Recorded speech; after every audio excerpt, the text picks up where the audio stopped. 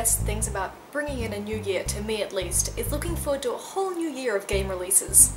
Games that seemed so much further away last year seem so much closer now that the year date matches up. In celebration of this, I thought I would put together a list of my top 10 most anticipated games for 2013, so here it is! The number 10 spot on this list goes to none other than SimCity, which has already before its release earned itself a fair amount of criticism due to its always online DRM requirement. But bear with me because I'm still excited for this game. Let's step away from the online connectivity requirement though and concentrate on the other updates the new SimCity game is making to the series. It's going to run on the new Glassbox simulation engine, and while I'm not going to pretend that I can explain exactly what that means, it seems like it's going to make the game world play and look a lot more accurate in terms of statistics and numbers and politics, traffics, economics, and whatever else is important in a city. Just trust me, I can totally run a town. Another new addition to the main SimCity series is the introduction of multiplayer. Players will create their cities in a region, which will also house the cities of other players. The decisions you make in your city will affect your neighbours, which you can use for good, or if you're so inclined, bad. So probably don't put your city next to mine.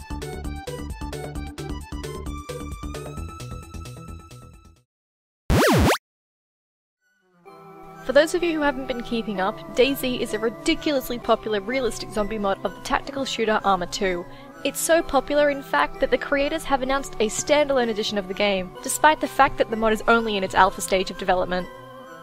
While there's not yet an announced release date for the standalone release, I do have my hopes that we'll see the release of DayZ sometime this year. There is however a lot of work that has to be done before we do see its release. The creators have been posting updates over at their development blog on Tumblr, and they've recently posted an update explaining the road they'll be following to the game's release, which fully includes redeveloping the engine, so I guess it could be some time.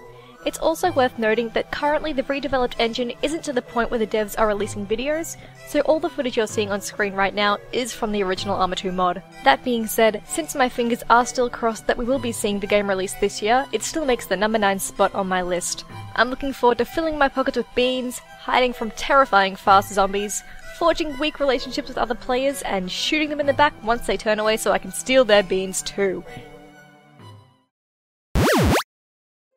The 8th spot on my list goes to Beyond Two Souls, originally known to me as what the hell, is that Ellen Page? I thought we were watching E3. I've been interested in Beyond since first seeing the tech demo for the engine the game runs on, Kara. Although I was hoping the tech demo would lead into its own game, I'm still really interested in Beyond Two Souls. The game is going to deal with the question of what happens after death, which definitely sets it apart from the other games on this list. Something really awesome about this game is that it can play out in a whole number of different ways. For instance, in the E3 trailer for Beyond, we see a scene that plays out after Jodie is arrested. However, if you can avoid being arrested, you won't see this scene and the game will play out on a completely different track, making multiple playthroughs of this game result in different journeys. It's also PlayStation Move enhanced, for those of you inclined to waggle around a motion controller in a somewhat suspicious looking way while Ellen Page does some crazy with her mind. Next up on this list is Ni no Kuni: Wrath of the White Witch. I'm gonna be honest with you guys, while this game looked and sounded great, I didn't have a massive amount of interest in it until I played the demo. After playing the demo, I came back to this list and made sure that Ni no Kuni had a spot. This game is the love child of Studio Ghibli and Level 5. If that doesn't get you at least a little bit excited about this game, I don't know what else to tell you. The combat system in Ni no Kuni is unlike pretty much any RPG I've played recently, which is another reason I'm looking forward to its release. During combat, you have the choice of controlling Oliver, or any of his familiars, who all have a different variety of skills at their disposals. The combat feels like the perfect mix of turn-based and real-time. Most actions have a sizable cooldown period, but you've also got to make sure that your timing is right for defending, and that you're moving around the battlefield to avoid enemy attacks. On top of all that, this game has a sense of humour. The enemy names in the demo had us laughing out loud. Shrimpaler. It's a shrimp with a sword. The next game I'm going to bring up is a game I have talked about on my channel before, shortly after it was announced. It's also a game set in the same universe as one of my top games of 2011. That's right, it's The Elder Scrolls Online. Now, I don't think I have to say a lot about this game to explain why it's on my list of anticipated games for this year. Come on, it's a massive online Elder Scrolls game. It's everything I loved about Skyrim, exploring the mountains, fighting skeletons, stumbling into taverns, but with other people. I really like MMOs. You guys will have to learn to live with that if we're going to forge a happy life together. It's only been confirmed so far that Elder Scrolls Online will take place in Tamriel, a millennium prior to the events of Skyrim, which hopefully means we'll be able to travel all around the map, from Skyrim to elsewhere and everywhere in between. Around this time last year, I was really hyped up for the biggest MMO release of 2012, Guild Wars 2. Now, I still love Guild Wars, but one thing I'm hoping Elder Scrolls Online brings back is dedicated roles. I really miss having a healer I can't look after myself.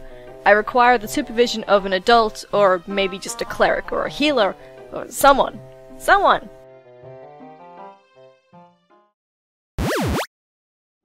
We're halfway through the list now, and next up is The Walking Dead Season 2.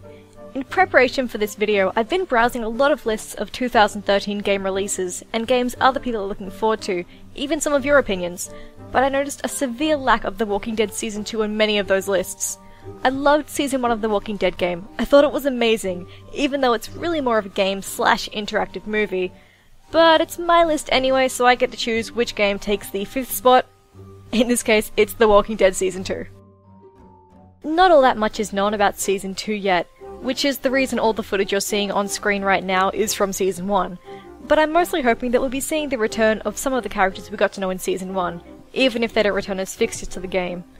Whatever happens in Season 2, I'm looking forward to quickly getting way too attached to characters and having Telltale rip out my emotions shortly after.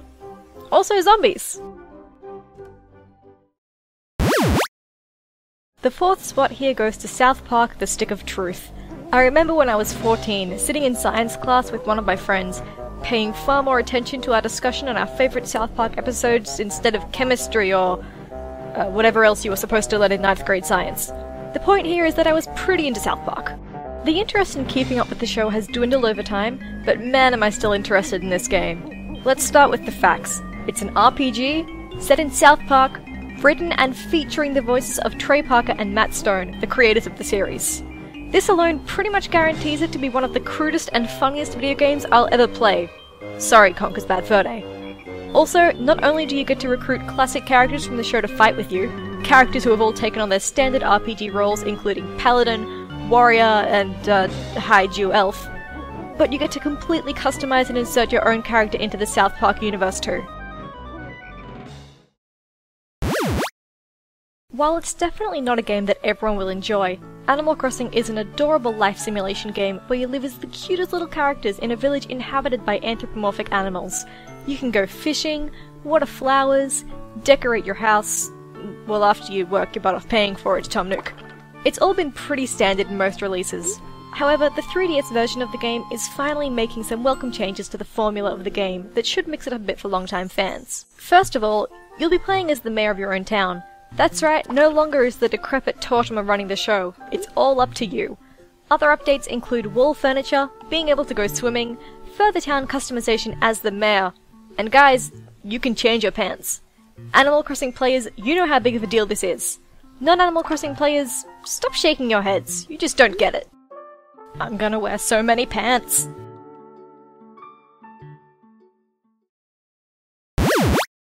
My second most anticipated game for this year is Grand Theft Auto 5. Oh, Grand Theft Auto. Over the years, you've supplied me with all the needless street gang violence I could ever imagine. Again, this iteration of the game is shaking things up a bit. For the first time, we'll be able to play as 3 different protagonists. Michael, the retired bank robber, Trevor, former military pilot, and Franklin, who works at a luxury car dealership. That's his defining feature. The engine has been updated, vehicles control more realistically, the game world is said to be bigger than Red Dead Redemption, San Andreas, and GTA 4's combined. On top of all that, the floor of the ocean is supposed to be fully detailed and explorable too. That is, well, let's be honest, that is a crazy amount of game world to explore. And every inch of it looks beautiful. On top of all that, GTA 5 is going to include a usable iPhone, complete with Google Maps. Maybe don't rely on it for directions though, or you'll probably find yourself driving straight into that fully detailed ocean at some point. We've come so far together, going through 9 games, and thank you so much for sticking around, but we've finally come to that one last spot, the most anticipated game for 2013. I'm sure this isn't going to match up with a lot of you guys, I'm sure I've missed out on many of your favourite games, so I'm sorry about that, but I'm not that sorry because after all this is my own list, so Without further ado, my top most anticipated game for 2013 is none other than Pokemon versions X and Y. Pokemon X and Y marked the 6th freaking generation of the series. They were announced fairly recently at a special Pokemon Direct held by Nintendo, where they showcased the first 3DS version of the main series. While it does seem like the Pokemon formula has been stuck to for the most part, it seems like Generation 6 is going to be shaking things up a bit to keep things interesting. As this is the first 3DS game in the main series, it only makes sense that the character models are being rendered in 3D, a huge step up from the old days of 8-bit Pokemon adventures.